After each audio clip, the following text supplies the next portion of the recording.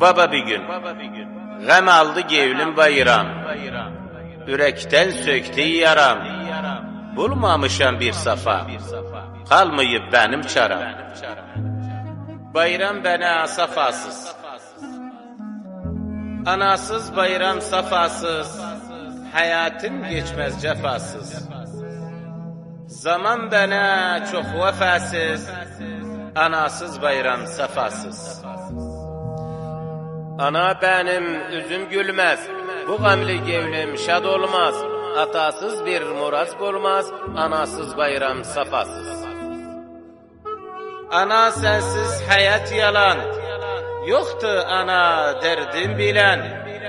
Firakı cana gam salan, anasız bayram safasız. Anasız bayram acıdı, anam başımın tacıdı. Gevlin deva ilacıdı, anasız bayram safasız.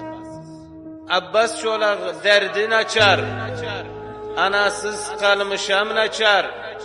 Yüreğime hasret geçer, anasız bayram safasız.